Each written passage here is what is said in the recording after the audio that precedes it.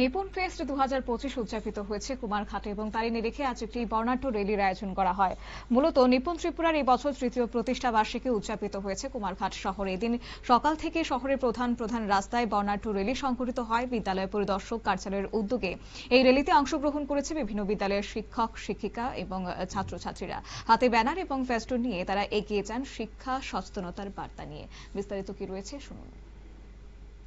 আমাদের সারা ত্রিপুরা রাজ্যে প্রতি ব্লকে এরকম র্যালি হচ্ছে, যে জনসচেতনতা এবং ছাত্রছাত্রীদের পারফরমেন্স ভালো করে তোলার জন্য আমাদের 3 মাসের যে নিপুণ ফেস্ট, এই নিপুণ ফেস্টের সেলিব্রেশন উপলক্ষে আমাদের এই র্যালি। তো আমাদের অগাস্ট মাস থেকে অক্টোবর মাস অব্দি 3 মাসের যে প্রোগ্রাম সম্পন্ন করে আমরা আজকে 7 তারিখ নভেম্বর আমরা রিপুন।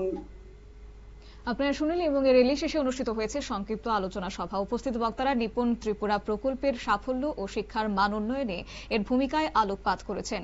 বিদ্যালয় পরিদর্শক কার্যালয়ের কর্মকর্তারা তারা জানিয়েছেন এই প্রকল্পের মাধ্যমে প্রাথমিক স্তরের ছাত্রছাত্রীদের শিক্ষাগত দক্ষতা আরও উন্নত হচ্ছে। দিনব্যাপী বিভিন্ন সাংস্কৃতিক অনুষ্ঠানের মধ্য দিয়ে সমাপ্ত হয়েছে নিপুণ ত্রিপুরা তৃতীয় প্রতিষ্ঠা বার্ষিকী অনুষ্ঠান। নিয়ে নিচ্ছি ছোট্ট একটি বিজ্ঞাপন বিরতির সঙ্গে থাকুন।